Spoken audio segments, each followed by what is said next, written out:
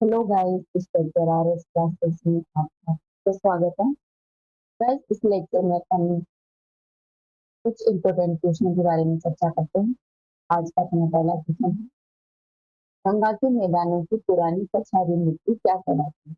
कौन सी जो अपने जो गंगा के मैदान है, वहाँ पर पुरानी पछाड़ी मिट्टी होती है, तो क्या कहा जाता है? तो आपने ऑप्शन दे रखा है भाबर, बांगर, कादर या खोंडोलाइट। ठीक है, आपको आंसर बताना है। आंसर बताने से पहले आप इन अपने चार जो शब्द दे रखे हैं, भाबर, बांगर, सागर, कोंडोलाइट, इनके बारे में देख सकते हैं। गैस गंगा के मैदान होते हैं, सिंधु गंगा का मैदान होता है, अपना जो उत्तरी मैदानी क्षेत्र है भारत का, उसमें भाबर, बांगर और खादर के मुख्य रूप से आप देख सकते हैं। एक खोंडोलाइट है, खोंडोलाइट गैस जो अपनी पूर्वी घाट है, वहां पर पाए जाने वाली एक कांटी चट्टान। ठीक है, ये आप मेप पे भी देख सकते हो, ये अपना जो हिमालय है, ये अपना उत्तरी मैदानी क्षेत्र है। यहाँ पर जो नदी की जो तट होते हैं, वहाँ पर आप सबसे पहले भाबर देख सकते हैं, फिर तराई देख सकते हैं, फिर बांगर देख सकते हैं और ये खादर देख सकते हैं। राइट, अगर इनके बारे में विस्तार से चर्चा करें तो भाबर है, इसकी अवस्थिति के बारे में बात करें कि भाबर आपको कहाँ पर मिलेगा, तो शिवालिक पर्वत श्रेणियां है, हिमालय की जो अलग अलग पार्ट है वहां पर जो ये शिवालिक पर्वत श्रेणियां है, ये ठीक दक्षिण क्षेत्र में आप भाबर को देख सकते हैं। लगभग 8 से 10 किलोमीटर चौड़ी पट्टी के रूप में आप देख सकते हैं। इसे सिंधु नदी से लेकर तीस्ता नदी के बीच का ये क्षेत्र है, वहां पर आप भाबर को देख सकते हैं। शिवालिक पर्वतमाला के बहकर आए तलछटों का जो जलोढ़ होता है, वह ये क्षेत्र होता है। साथ ही भारत का जो गंगा का मैदान है, उसके उत्तरी किनारे पर ये फैला हुआ क्षेत्र का निर्माण कैसे होता है भाबर का, इसके बारे में बात करें तो गाइस, हिमालय से जो उतरने वाली नदियां हैं, उनके द्वारा कंकर, पत्थर, बजरी, नीचे जो पर्वतीय क्षेत्र है जिनसे जो मलबा लेकर आती है और जो छिद्र युक्त तथा पथरीली मिट्टी है वो उनके साथ आती है, जो जलोढ़ होता है, इसी से भाबर बनता है। ठीक है, कंकर, पत्थर, बजरी आदि से भाबर का निर्माण होता है, क्योंकि हिमालय की नदियों के द्वारा बहा कर लाता है।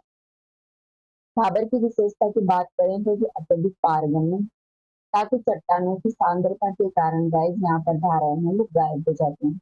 साथ ही यहाँ पर जो नदियां हैं, नदी की जो धाराएं होती है वो विलुप्त हो जाती है, भूमिगत हो जाती है, आपको यहाँ पर नदी की धाराएं हैं वो दिखाई नहीं देंगी। ठीक है, तो जो छिद्र युक्त परतें होते हैं, इनमें जो कंकड़ पत्थर होते हैं, उनकी चट्टानों में ये जो पानी है वो विलीन हो जाता है। बात करें इस क्षेत्र में कृषि की जा सकती है, नहीं की जा सकती, तो गाइस ये क्षेत्र कृषि के लिए अनुपयुक्त है, यहाँ पर एग्रीकल्चर नहीं किया जा सकता। यहाँ पर केवल आप बड़े पेड़ हैं वही देख सकते हैं। यहाँ पर जलवायु कैसी है? यहाँ की जलवायु है वो उपोष्ण कटिबंधीय जलवायु है और वनस्पति हिमालय है। यहाँ पर उपोष्ण कटिबंधीय चीड़ के वन, साथ ही हिमालय उपोष्ण कटिबंधीय चीड़ के जो वन है, साल के वन है, वो भी आप देख सकते हैं। यहाँ पर मुख्य रूप से यहाँ पर आप चीड़ के वन देख सकते हैं, जो साल के पेड़ है वो आप यहाँ पर देख सकते हैं। हाँ बच्चे, अगला आता है तराई। तराई क्या है?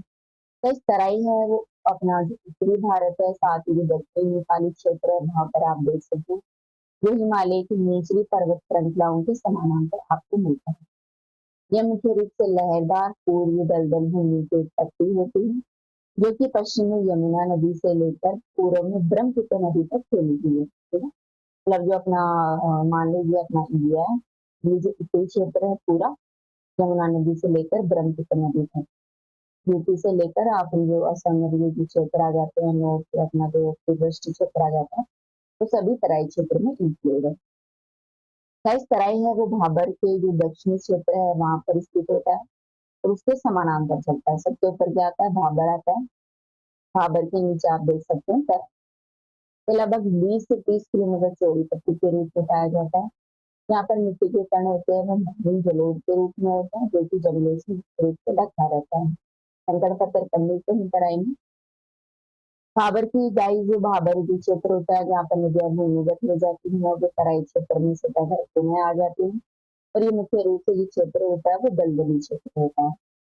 तराई क्षेत्र में हिमालय नदियों की गाय गति होती है वो धीमी हो जाती है, तो नदियां मानसून के दौरान जो यहाँ पर जो गाद है वो मुख्य रूप से जमा हो जाती है। यहाँ पर गाइस दलदल होने की वजह से आप अभी हम जो जैव बायोडायवर्सिटी है वो आप अच्छे से देख सकते हैं। साथ ही यहाँ पर घने जंगल और उपजाऊ मिट्टी के लिए मुख्य क्षेत्र है, ये क्षेत्र कृषि के लिए भी उपयुक्त होता है। तराई पहाड़ी क्षेत्रों और मैदानों के बीच में संक्रमण का क्षेत्र होता है। ये एक अद्वितीय पारिस्थितिकी तंत्र का समर्थन करता है। ठीक है, पहाड़ी क्षेत्र और मैदानी क्षेत्र के बीच में संक्रमण का काम करता है। ये बीच का क्षेत्र होता है, तराई जो कि भाबर के जस्ट नीचे होता है। आगे आता है बांगर। बांगर है गाइस, वो बाढ़ के मैदानों से ऊपर स्थित होता है, मुख्य रूप से उच्च भूमि में। उत्तरी मैदानी क्षेत्र का ये बहुत बड़ा हिस्सा होता है। इसका निर्माण है वो पुरानी जलोढ़ मिट्टी से, राइट। कौन सी? पुरानी जलोढ़ मिट्टी से। आज का क्वेश्चन यही था अपना कि कौन सी पुरानी जलोढ़ मिट्टी है, तो वो है बांगर, राइट। इसकी विशेषता की बात करें तो गाइस हर साल यहाँ पर बाढ़ का पानी नहीं पहुंचता है। इसमें मुख्य रूप से कैल्शियम कार्बोनेट होता है, अर्थात युक्त जो चट्टानी होती है, निक्षेप होता है, वो आप यहाँ पर देख सकते हैं। इसे स्थानीय भाषा में कंकड़ कहा जाता है, राइट। यह गाइस यहाँ पर जो मिट्टी होती है इसका सालाना नवीनीकरण नहीं होता है बार बार, पुरानी जलोढ़ मिट्टी होती है। भांगा नदी तल के किनारे स्थित यह प्राचीन जलोढ़ मिट्टी है जो कि बाढ़ के मैदानों से नीचे चबूतरे हैं, वहां पर ये मुख्य रूप से मिल जाती है। एक बंगाल का जो डेल्टा क्षेत्र है वहां पर स्थित भारी का मैदान और मध्य गंगा का मैदान, साथ ही यमुना दोआब की भूर संरचनाएं हैं, वो भांगर क्षेत्र की क्षेत्र विशेष। यहाँ पर कृषि की बात करें तो पुरानी जलोढ़ मिट्टी होने के कारण यह मिट्टी है वो कम उपजाऊ होती है, लेकिन इसमें फर्टिलाइजर्स अर्थात उर्वरकों का उपयोग करके इस मिट्टी में आप खेती वगैरह कर सकते हैं। नेक्स्ट आता है खादर। खादर की स्थिति के बारे में बात करें तो नदी के जो समवर्ती बाढ़ के मैदान होते हैं, गंगा के बाढ़ के मैदान होते हैं, वहां पर अधिकांश क्षेत्र में आप खादर को देख सकते हैं। ये नवीन जलोढ़ मिट्टी से बना है। ठीक है, तो नदियों के द्वारा जो बाढ़ लाई जाती है, जो मिट्टी इकट्ठी कर जाती है, जो कि नई होती है, वही खादर कहलाती है। इसकी विशेषता की बात करें तो बाढ़ द्वारा हर साल मिट्टी की नई परत जमा होती है। इसमें अत्यधिक महीन और उपजाऊ होती है। तो मिट्टी कैसी होती है? महीन होती है और उपजाऊ होती है। नई जलोढ़ मिट्टी है, उसके कण होते हैं वो बारीक होते हैं। यहाँ पर मिट्टी का नवीनीकरण है वो बाढ़ आने के कारण बार बार होता रहता है।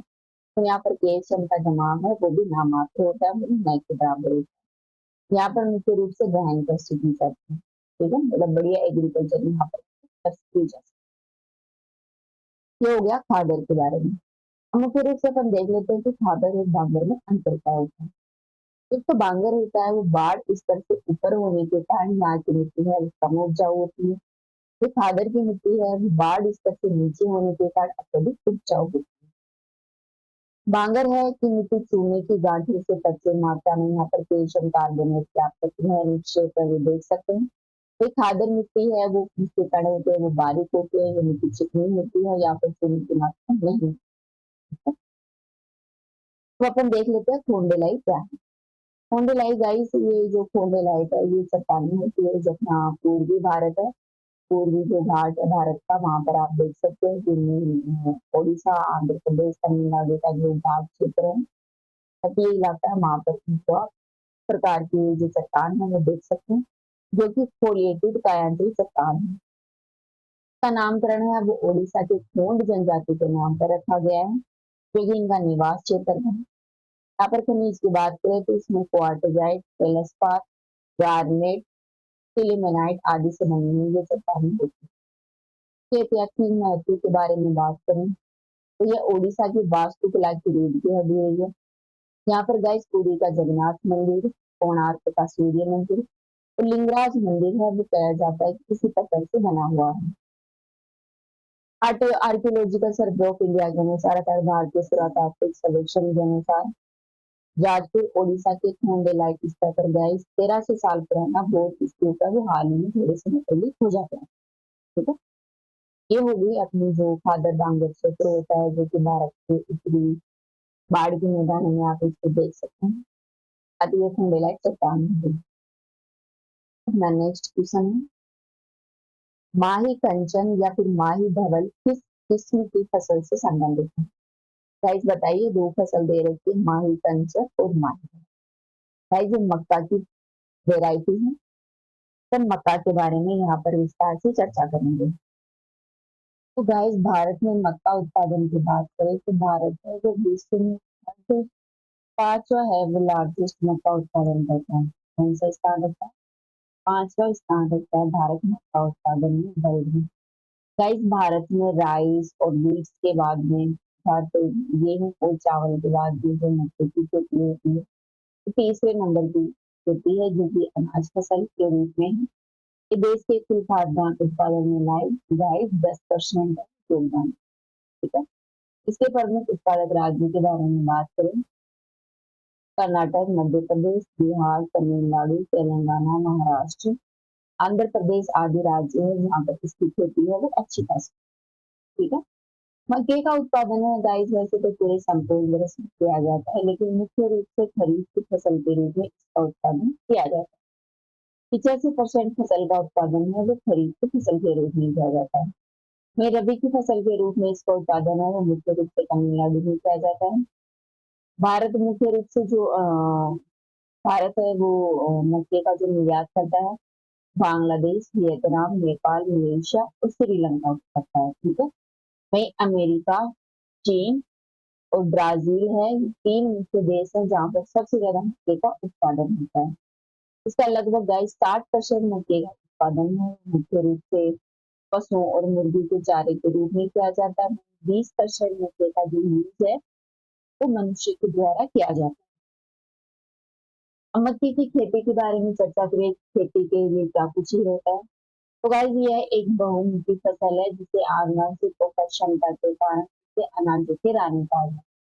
तो मक्का को अनाज की रानी।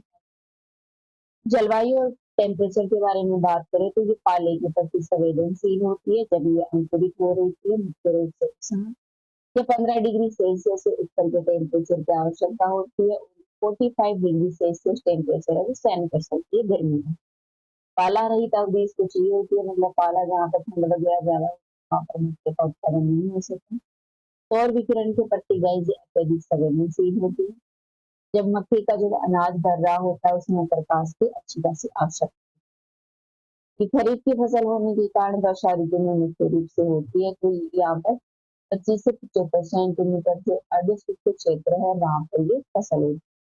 साथ ही 100 सेंटीमीटर से अधिक जहाँ पर वर्षा होती है उस क्षेत्र में ये खेती नहीं की जा सकती मक्के की खेती। तमिलनाडु में यह एक रबी की फसल है जो कि सर्दियों में उगाई जाती है। सितंबर अक्टूबर में इसको बोया जाता है। मिट्टी की आवश्यकता के बारे में बात करें तो मक्के की खेती के लिए गाइस बलुई दोमट मिट्टी से लेकर चिकनी दोमट मिट्टी का प्रयोग मुख्य रूप से किया जाता है। यह मिट्टी है इसमें गाइस कार्बनिक पदार्थ पीएच इसका तटस्थ होना चाहिए, न्यूट्रल होना चाहिए। इसकी धारण क्षमता है वो अच्छी होनी चाहिए। साथ ही नाइट्रोजन से भरपूर जो मिट्टी होती है, दोमट मिट्टी होती है, वहां पर मक्के की खेती की जाती है। साथ ही जहाँ पर जल की निकासी कम होती है, मिट्टी में कभी खारापन होता है, वहां पर इसकी खेती नहीं की जाती। इस मक्का है वो एक अंतर फसल प्रणाली है। अंतर फसल प्रणाली का मतलब ये है कि दाल सब्जियों तिलहन के साथ इस फसल को उगाया जाता है, एक साथ जो फसल उगाई जाती है इसे अंतर फसल प्रणाली कहा जाता है। तो ये हो गए मक्के के बारे में।